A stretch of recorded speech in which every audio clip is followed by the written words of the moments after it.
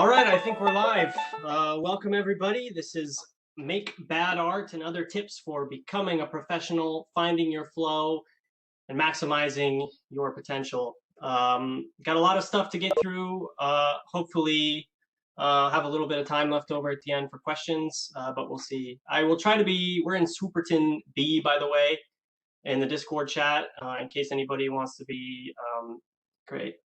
Great, Kat, thanks. In case anybody wants to send me questions, I'll try to keep an eye on things. I have it on my second monitor, but I probably won't be checking it that often. So let's get right to it. All right. Who am I? Yes, I've been working as a professional artist in the entertainment industry for the last 6 years. I started as a full-time freelancer. I've worked in-house as a concept artist and a 3D generalist for a mobile game studio. And last year, 2020, I founded my own concept art and motion graphic studio. Who is this talk for? Who cares? I'm giving this talk because I know firsthand what it's like to feel stuck creatively and professionally. I've struggled with my mental health and burnout over my career. And I just wanted to share a little bit about my journey to become a professional and pass on some of the advice and the strategies that I found useful over my career. I do relate a lot of this back to obviously my career as in visual arts, as an illustrator, as a concept artist, but I think a lot of the concepts I'm talking about are relevant. So no matter what you do, whether you're a writer, you're a poet, you're a musician, you make funny little hats and you sell them on Etsy, all of this stuff is relevant to mastering your craft, whatever that may be. So please learn from my mistakes. I also recognize that everybody's different. You know, we all have different personalities. Some of this stuff you've probably heard before. I hope you've heard before. But in case you haven't, just listen, keep an open mind, and I hope you can try some of this stuff and apply it to your own lives and find it useful. So yeah, my journey. Excuse me. My journey as a professional artist, I can say, really started back in 2014. I was 18. I had just graduated high school. I had been working as a house painter, kind of taking a year or two off, just trying to decide really what I wanted to do with my life before, going to university and spending all the money on student loans and whatnot. And I was pretty sure that I wanted to be an architect. So I applied for school. I was accepted. My plan was to go in the fall. But before I did that, I signed up for a workshop at this place. This is called Arco Santi. It's in Arizona. If you ever are visiting Arizona, go to this place. It is super cool. It's halfway between Phoenix and Flagstaff, just off kind of the main highway. And it was started by an Italian architect named Paolo Soleri, and his whole idea was, he studied with Frank Lloyd Wright back in the late 60s, early 70s, and his whole idea was to sort of create urban environments that were very much antithetical to how he saw a lot of urban development happening back then. This sort of Frank Lloyd Wright idea of everybody has their 1 acre plot, and he was studying in Phoenix, and if you've ever been to Phoenix, it's absolutely a sprawling metropolis. And coming from Italy, he was used to these sort of small Italian villages where everybody has little houses. There's a lot of communal space. So his whole idea was we can make urban environments that incorporate some of these same ideas you see in sort of the old world kind of European architecture and urban planning. So it means taking cars out of the picture. Living here, everybody has their own kind of small little space, but there's a lot of shared communal space. So there's an amphitheater where they have concerts in the summer, and there's a pool that everybody has access to, and a woodworking shop and a metal shop. And because your own kind of small space is so small, what ends up happening is you spend a lot of time outside with other people, and it just really encourages this community. So he built this site, Arco Santi, as sort of a testing ground for a lot of his urban planning and architectural ideas. So I don't think they do this anymore, but at one point they were giving 5-week workshops for architecture and urban planning students. So I decided to go here, do 5-week workshop over the summer before I started school, and really figure out if this is what I wanted to do with my life before I spent, $100,000 on my education. And I'm really glad I did, because after living here for a bit and talking to other architects, students coming through for these workshops, and the architects that worked on site, I sort of realized that I was attracted to architecture from a design standpoint, and I wasn't really interested. I discovered I wasn't really interested in becoming a professional architect and working as an architect.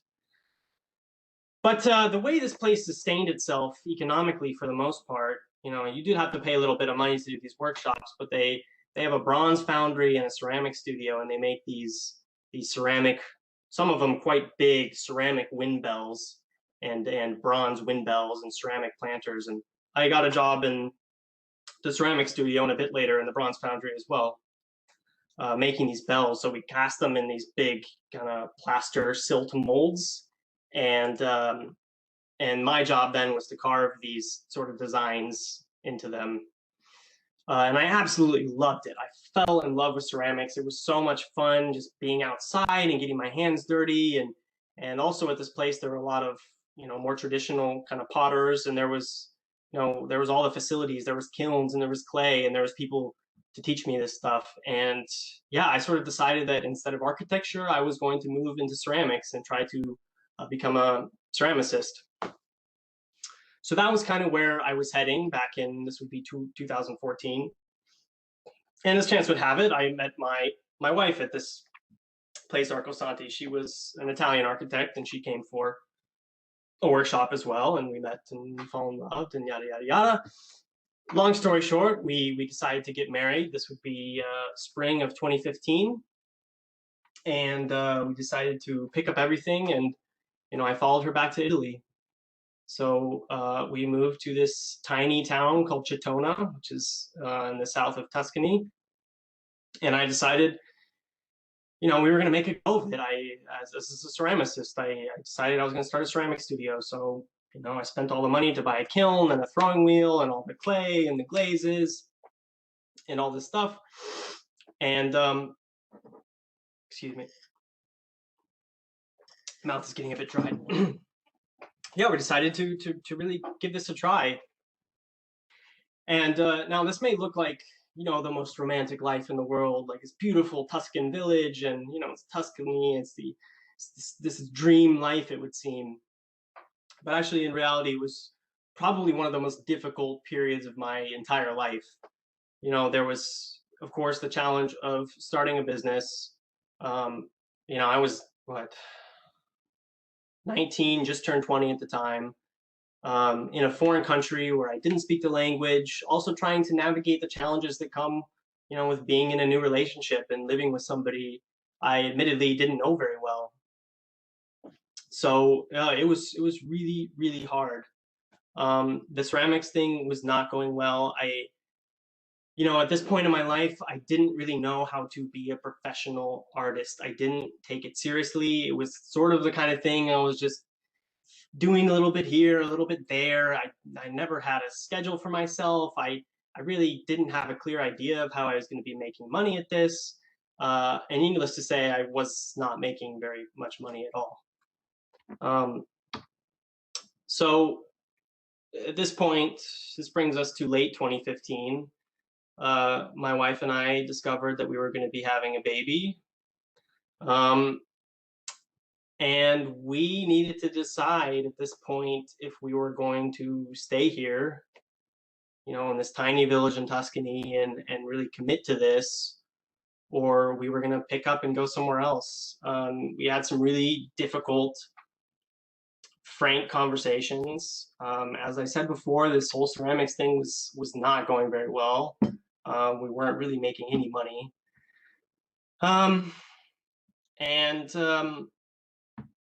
Yeah, I was, for a lot of reasons, I didn't know how to manage my time. I didn't prioritize it. I didn't know how to run a business.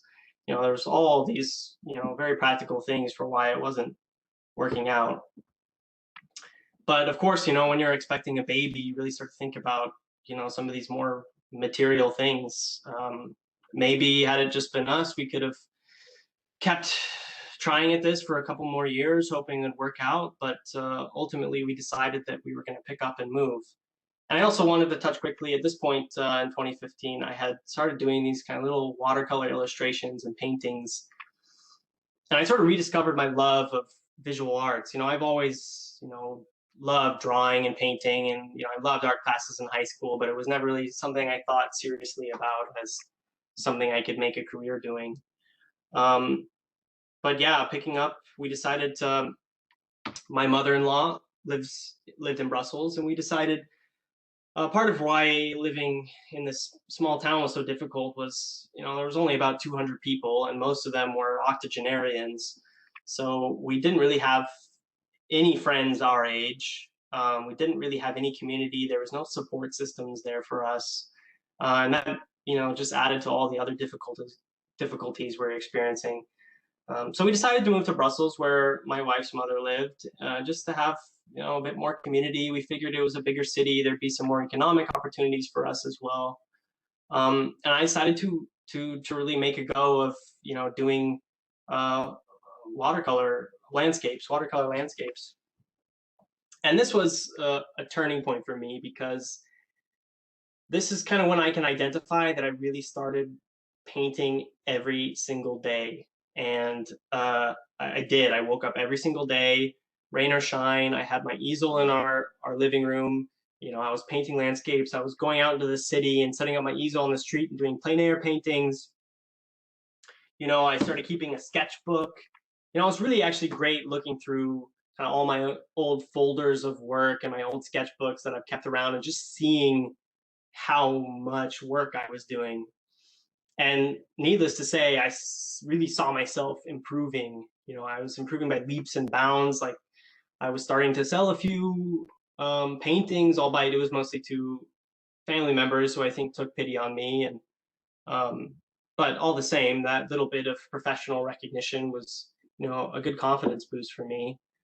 And yeah, I'll just show a really quick video. I went back through my old folders, and so this is like a compilation of between January and July of 2016, when my daughter was born. I did something like 200 watercolor paintings, and even more, pen and ink illustrations. I filled up, this is mostly empty, but I filled up this whole notebook. I was just sketching all the time. But still, I wasn't hardly making any money. And again, I don't think I really knew how to market myself. Also, there's not really like a huge market for watercolor painting. I think for many people, the art scene in Brussels was very much kind of this postmodern sculpture and really kind of modernist paintings, oil paintings, and no galleries were interested in my work. So it was this kind of what I could sell at art fairs and to family members that took pity on us. So again, I was in this place where I'm thinking like, oh, this really isn't going that well. Like, of course, now at this point I have, a child to support, and really starting to think hard about what the hell I was doing with my life. And actually that summer when I went back to the US, my brother gave me his old gaming laptop, which was powerful enough to use Photoshop. Before that, I just had this old, I think, MacBook from like 2006 that was a hand-me-down from my grandma, and obviously it wasn't powerful enough to run any of these new kind of graphics programs. And I had a Wacom from a couple years before as well that I had bought and just put in a box. I'll talk a little bit about that in a bit. And I decided I was going to try my hand at digital painting. I've always been a huge fan of sci-fi and fantasy. I love reading science fiction, and yeah, this was the first kind of real serious speculative painting I did. This was back in August of 2016 now. Obviously it's not amazing, but to me at the time, it felt like this was the best thing I had ever done.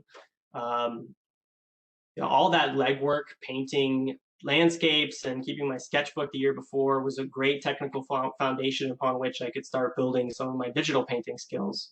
So, that time was definitely not wasted. All that hard work really did start to pay off. And soon after posting this piece online, I think actually the next day, some random Polish company contacted me asking if I'd be interested in doing some illustrations for a board game they were making, and that was really the first time some random person I didn't know kind of contacted me out of the blue wanting to pay me to do artwork. So that was a huge confidence boost, and I really started to think like, hey, there might be something in this for me. Yeah, I kept working at it. I kept doing more sci-fi and fantasy illustrations, and pretty soon, within 6 months, I was freelancing full time. This takes me to 2018. Then I took a job as a concept artist and a 3D generalist at a gaming company in Estonia. And then last year in 2020, I started my own concept design and motion graphics studio. So now you're probably thinking like, okay, thanks for your life story, dude, but what's the point? The point is, we all started somewhere, and I think it's super important to hear about other people's journeys, because life is rarely a straight line from point A to point B. I sacrificed a lot to get where I am now, and it was really hard, and I had a lot of really late nights and was frankly miserable for a lot of that time. My path to get where I am now looked a lot more like that bottom picture than it did the top one. And I think yours probably will too. So the next image, this is the first digital painting I did back in 2013. I had been watching speed painting videos on YouTube. Back then, there wasn't like a whole lot of YouTube tutorial. Like now, you can go on YouTube and learn just about anything. But back then, there still wasn't as much of that stuff. But there were these like time-lapse speed paint videos on YouTube of people doing these super cool like sci-fi and fantasy landscapes. And I naively thought that all it took to do these was a Wacom tablet and a copy of Photoshop. So I went out and spent $400 or $500, whatever it was, on a Wacom tablet, and quickly discovered that it was really effing hard. And I did this painting and realized that I was horrible at this, and it sucked, and it was really hard. And I put the Wacom tablet in a box, and I didn't touch it again for 3 years. Now, I think every great artist that you see online has work that looks like this somewhere in their past. And now the next one I'd just like to show you, this is kind of the most recent personal piece, digital illustration I did early this year. So that's the difference that 7 years of hard work makes. Okay, here's another one as well. This is an environment concept I did for a game I've been working on. And just to show that it's not just digital painting and illustration. This is the first 3D artwork I did, the first 3D model I made. Not the first 3D model, but the first one I really completed and textured and rendered. And obviously, I'm not going to show the topology here, because if you're a 3D artist, it would actually give you nightmares for the rest of your life. But at the time, I felt really good about this. This was like the best thing I'd ever done. And, still learning modeling, and I felt great about it. And again, this is one I did last year. So I calculated between these two images, this one and this one, there's something like 3,000 hours of hard work. Now, it helped that I was working full time as a 3D generalist. So I was working on this just about 6 hours a day for working doing 3D art 6 hours a day for something like 2 years. But yeah, I mean, that's 3,000 hours of hard work. I think it's really important to show this kind of stuff, because as artists, we tend to only put our best work online. And there's a reason for that, obviously, because most of us are trying to attract clients or trying to get paid to do our work. And, you don't want to show your bad stuff, right? But it also means that as a beginning artist, and I definitely felt this when I was first starting out, you go on ArtStation, you see all this like amazing artwork, and then you look at the stuff you're making and you just feel like crap about yourself. And what you don't see is like the thousands of hours of hard work and the discarded sketches that those great artists took to get where they are. And just to show that it's not me, this guy, Greg Rutkowski, I'm sure many of you, if you're into sci-fi illustration or you play Magic the Gathering, he's done a ton of Magic the Gathering cards. Greg Rutkowski. What's really great, I love this. If you go onto his DeviantArt and you scroll all the way down to the bottom, like he's never taken anything off. So you can literally just scroll up his page and watch as he gets better year by year. So this is kind of one of the earliest pieces he did. I think this is from 2008. And you can see, I mean, it's not horrible, but it's really muddy and it seems like there's light coming from two different directions. And, it looks like he's trying to do some photo textures, but they're not done very well. And the color palette's all over the place. And here you can see he actually redid the same piece 5 years later. So this would be in 2013. And again, you can see, and I think it's so cool to look at this and like, side by side, this really kind of tangible way that really all it comes down to is working really hard and just putting in the time. And again, here's 5 years later. This was done in 2017. So, I mean, obviously the difference isn't as huge. You'll find too, the first few years when you're doing something, you get better in leaps and bounds. But again, you can see like I feel comfortable saying like he's really kind of a master. Like his brushwork is just amazing. Like his sense of proportions and light and composition is great. He's one of my favorite digital artists. So this, I love this image. This really like encapsulates everything I'm trying to say. Yeah, we tend to kind of idealize the people that are doing really well, and we put them on a pedestal and give them awards, and yeah, it's great, like they've worked really hard. What we don't see is kind of all that hard work that led up to that. This guy Beeple is a great example. He's recently been in the news because of all this NFT stuff, but he's a 3D artist, and he was really famous for, he's been doing these every day. So every single day he does these kind of like really cool 3D renderings in Cinema 4D, these like illustrations. He's been doing this every day for like 10 or 15 years, right? And then, just this year when this whole NFT thing came out, I think he sold one of his images for like 70 million and made another 60 million on an auction the weekend before. And yeah, it's like this funny thing about overnight success takes 10 years, which for him is absolutely true. I mean, you could look at him without any of the backstory and think that he was just wildly successful overnight. And what you don't see is those 15 years of every single day sitting down at his computer, rain or shine, and doing these renderings and practicing. So this is all to say, when you get online, you're looking at other people's work, do not compare your beginning to someone else's middle or someone else's end. I think every commercially successful artist has a story like this. You don't see all the background work and the discarded sketches and the crumpled pages and deleted files. That's where all the real work is. So, excuse me, sorry. Now to the main kind of topic of this talk, which is make bad art. And I think this is something a lot of people, especially as they're getting started, struggle with, when they sit down to work. And especially when you're looking at other people's stuff online, you tend to attach all these kind of value judgments to what you're doing, and it becomes really hard to sit down and get to work. But if you just accept that you're gonna make a lot of crap, and even now that I'm a professional and I get paid, I can make a living doing my craft, there are still pages and pages in my sketchbook of really crappy drawings and sketches that just, but that's where the hard work happened. That's where all the good stuff is. You have to just sit down and get working, and you can't be worried about if it's good or not. You think later, the next day, or as you're looking back on your preparatory sketches, that's when you can start to kind of judge things and figure out what you could be doing differently. But in the moment, you just have to forget about it. You sit down and just accept that you're going to make bad art. Just accept it. You will make bad art, lots of it. Accept that, embrace it. It doesn't matter if what you make is good or not. The important thing is that you sit in your chair and put pen to paper. Looking back on your work, you will not be able to tell which stuff was done on your good days and which stuff was done on your bad days. Because you will have good days and bad days, and being a professional means doing it no matter what. Just do it.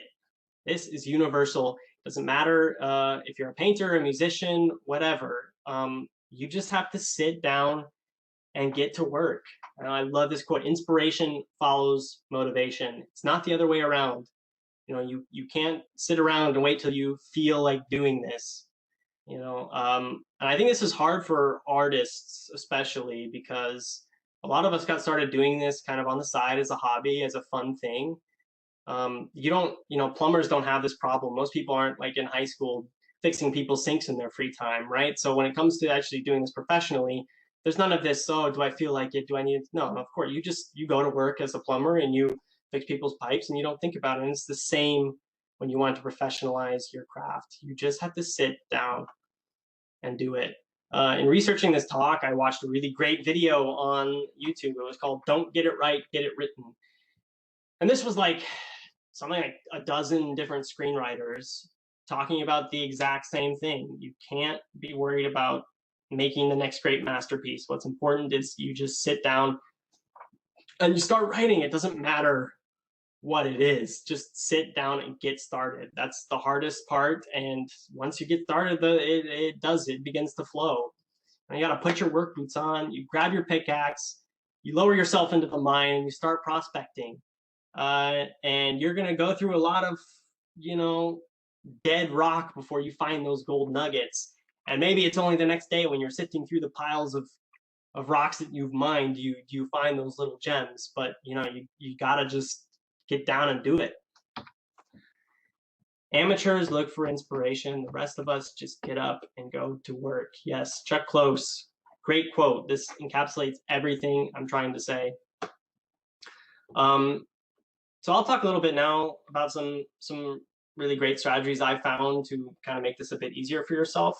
And the first one is to habitualize. You can spend a lot of time and energy thinking about when you're going to do something, okay? All this stuff when you're going about your day thinking, oh man, I need to sit down tonight and do my art, and when am I going to have time for this? I have to make dinner, and I have to do my homework, and I have my other job that finishes at 6. I mean, you can just waste so much mental energy thinking about this stuff. But you don't do that with your habits, right? You don't do that with brushing your teeth. You're not lying in bed at night thinking about when you're going to brush your teeth in the morning, right? You just do it. You don't think about it. You take your shower, you have breakfast, you go into the bathroom, you brush your teeth, it's done. You don't think about it. And you can do that the same way with your art. Make it a habit. If it's automatic, you don't have this exhausting internal battle about when to do it. So set a schedule. This frees you from thinking about when you're going to do something. Just look at the time you have. As much, I know, like it's hard. A lot of people have second jobs, other commitments, families, all this stuff. But if you're serious about your craft and you want to get better at it and you want to become a professional, look at your time and figure out when you're going to be able to do something. Just put it into your schedule, and it makes it easier to say no to other conflicting arrangements. If you know that, okay, every Thursday, Friday, Wednesday, Saturday, you're going to be at your computer or sitting down writing music for 2 hours, and your friend says, hey, let's go out and get a few drinks or something, you say no. Like, it's easier to say no to those things. You don't have to think about it. The other thing is having concurrent habits. I'm sure many of you are familiar with Pavlov's dog, right? This researcher was a psychologist or something like that, behavioral researcher. He'd ring a bell and he'd give this dog a treat. And he kept doing this until, eventually he could ring the bell and the dog would start salivating because it was expecting the treat. Well, you can do this to yourself. You can make yourself Pavlov's dog. And what this means practically is you develop concurrent habits. Stephen King talks about this in his book on writing. He sits down every single day at the same desk and the same chair, the same mug of coffee, and it becomes a trigger for your brain. You see these things that you associate with your creative time, it makes it easier for you to switch over into that creative mode. I do the same thing. I always work in the same place.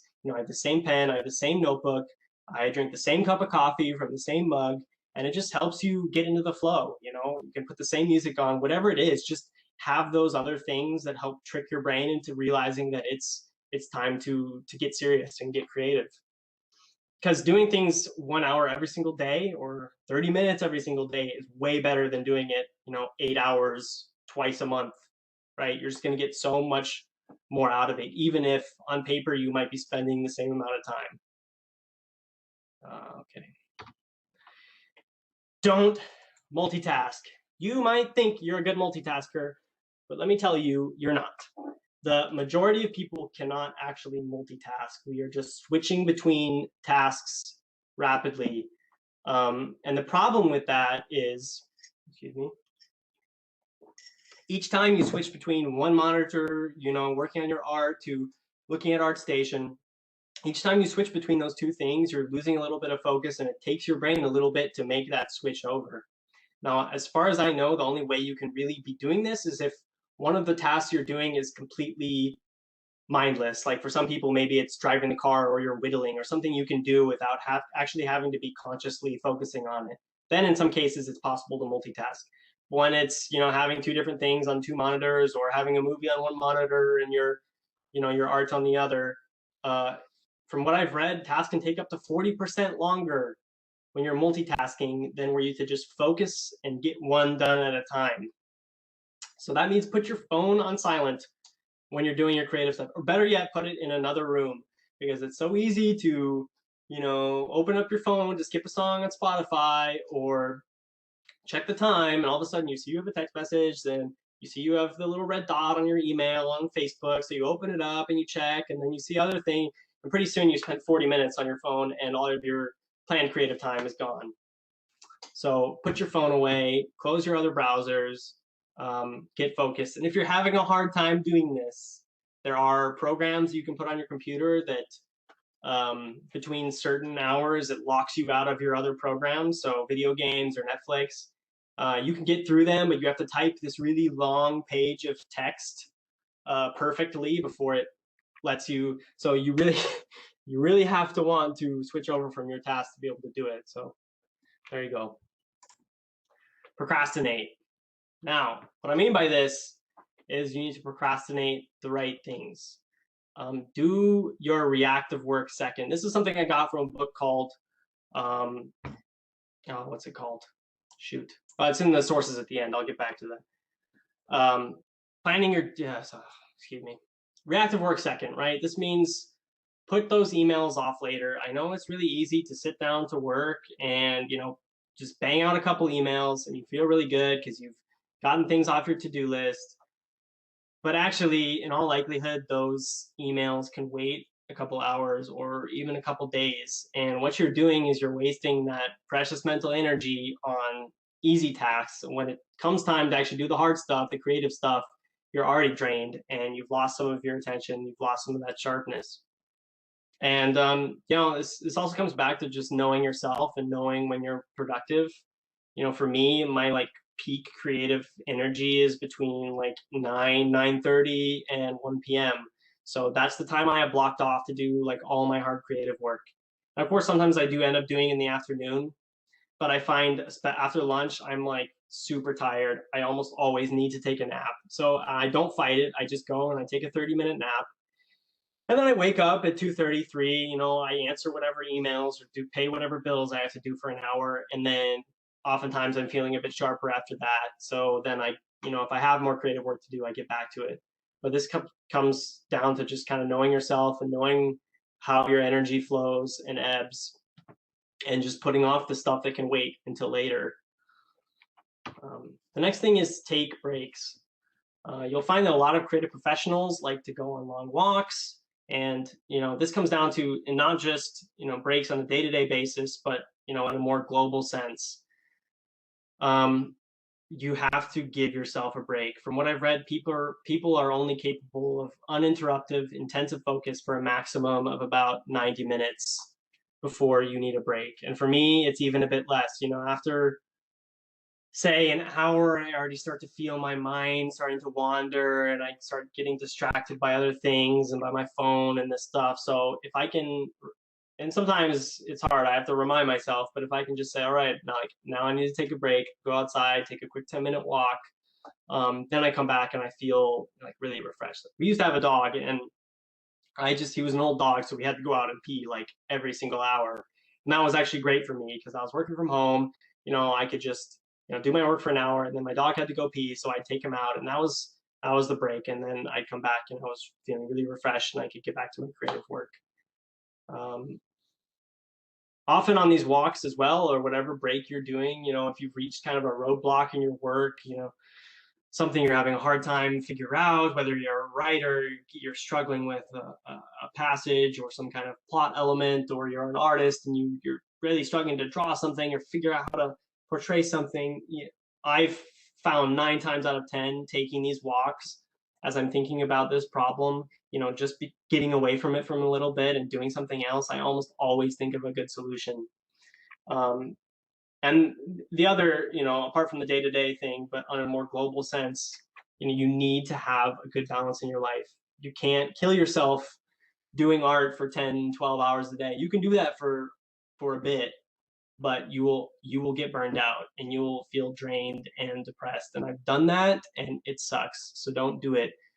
Take breaks, do other things, go on vacations, spend time with your family, have other hobbies. And I think you'll find that actually doing all this other stuff, whatever it is, feeds back into your creative practice. Will give you ideas for stories or ideas for cool artworks or, novel solutions to problems you're thinking of. So it's just, have a good balance in your life. But I hear you say, insert excuse here. I don't know what to draw. I don't have any time. I do draw every day and I'm not getting any better. These are things I've heard from a lot of beginning artists, and I'm going to go through and address them one by one in the next few slides. Excuse me. No ideas. Yeah. This is, I think, the most bullshit excuse you could ever give for not doing your creative work, because unless you are in a vegetative state being kept alive by a machine, you have ideas, you have, a whole life behind you full of experiences and people you've talked to and difficult things you've been through. And probably if you're sighted, you could look around and see the world as full of beautiful, wonderful things and interesting trees. And you have to treat your art like a job. Again, this comes back to, you can't wait for inspiration. You sit down and get to work. And practically speaking, just if you are really, like, I'm going to relate this back to being an artist, but if you are struggling with something to draw, sometimes just narrowing down your options can help a lot. So when I sit down to draw, and this is in my sketchbook, not my professional stuff, I don't have any ideas. Sometimes I just look around the room and the first thing my eye lands on, I just start drawing that. And the other day it was, I couldn't think of something to draw, so I just started drawing a cube and I started shading it. And then that made me think of MC Escher, who was one of my favorite artists. So I started trying to figure out how to draw these kind of cool, impossible shapes. And you have to start somewhere, and then almost always it sort of leads you down this rabbit hole, and you start thinking of other tangentially related ideas. Yeah, keep notes. I always have, like, I like to listen to podcasts while I'm doing my work, because I can listen to these cool stories and still be doing my art. It's not distracting for me. And I almost always in one of my browsers have like a Google Doc. It's just called random notes, and I just put, if I hear a cool thing in one of these podcasts, I'll just write it down. And this becomes a huge source of inspiration for me later when I'm struggling to think of ideas. Often I'll just scan through this, and it's full of random story ideas that I'm probably never going to write, and random ideas for artworks and cool factoids I've heard on these podcasts. And it kind of all can feed into your creative practice, but it just means keeping track of this stuff. So another practical thing you can try if you're having trouble thinking of ideas is Wikipedia. There's this on the front page, there's like a random Wikipedia page button, and you just click this and it brings you to a random Wikipedia page. And most of the time it's completely uninteresting stuff, but you can find some really cool kind of novel ideas through this. So there you go. Let's see if you guys, yep. Okay, let's do this.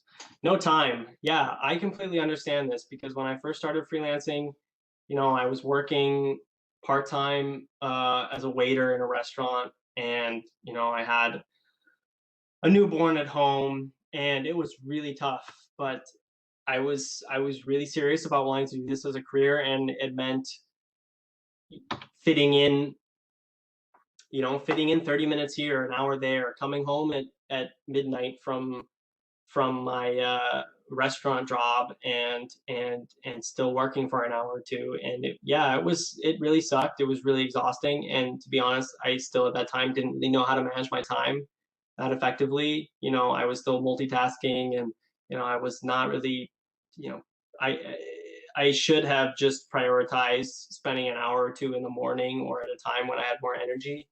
But again, I didn't know that.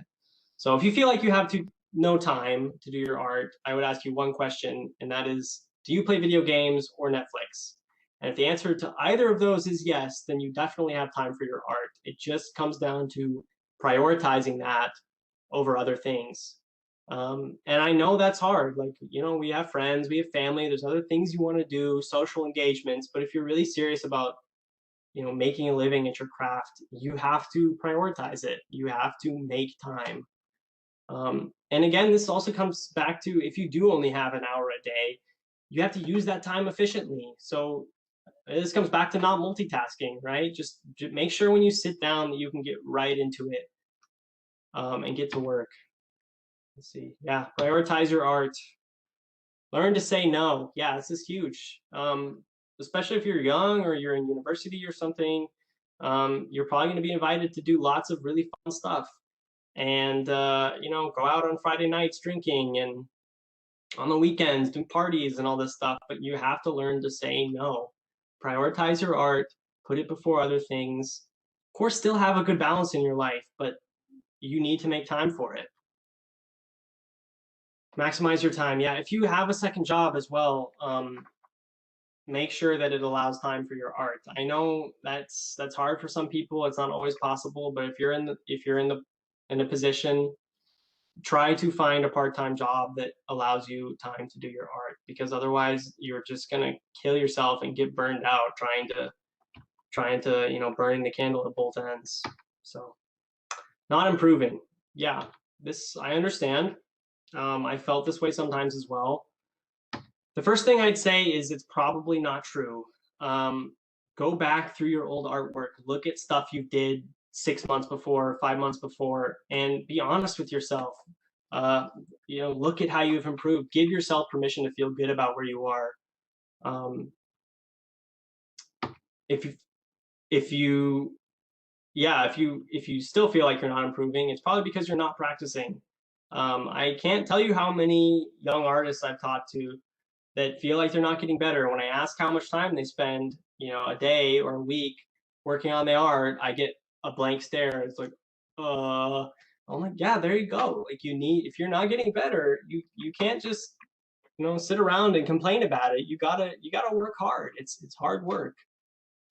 The next thing is you're not practicing the right things. When you sit down to work, especially when the aim is to get better, it should feel hard. I think we all have our comfort zone. For me, like doing fantasy landscapes and these kind of like digital landscape paintings, I can practically do them in my sleep. But when it comes down to actually getting better and improving, I always pick something that feels hard. And for me, that's characters almost all the time. That's definitely my weak point. I don't really like doing them, partly because it's really hard. But when I sit down to practice, I practice anatomy, I practice life drawing, and I have seen myself get better at it. But yeah, when you sit down to practice, it should feel difficult. And that difficult feeling is actually good, and you have to learn to be comfortable with that. Also, kind of mix that in with doing fun stuff too. Like, it should be fun. You should enjoy yourself, but you also need to push yourself, and that's how you get better. Yeah, so just quit. I'll tell you what I mean by that. Become who you are by learning who you are. It can take time to figure out your path. As I said before, life is not a straight line from point A to point B. Don't try to fit a square peg in a round hole. Every now and again, it's really important that you take stock of yourself and examine the reasons why you're doing what you're doing or why you want to become a professional artist. Because there's no shame in just doing art as a hobby. You don't have to try to make a career out of it, especially if you're trying to do it for the wrong reasons. We all have a cognitive bias about quitting things we've spent a lot of time doing, but sometimes it's the right move. I did this with, watercolor landscapes. I did this with ceramics. Had I known what I know now about, professionalizing my craft, I think I probably could have had a successful career doing those things. But at a certain point, I stopped and thought really hard about why I was doing what I was doing. And ultimately, I came to the decision that I didn't want to be doing that anymore. And I'm glad I did. I really am. So sometimes quitting is the right move. Of course, the old advice of, never quit, stick with it, just work hard. You're going to get there one day. Yeah, that's true. You do have to work hard to be commercially successful at least. But sometimes it's also the right move to quit and move on to something else.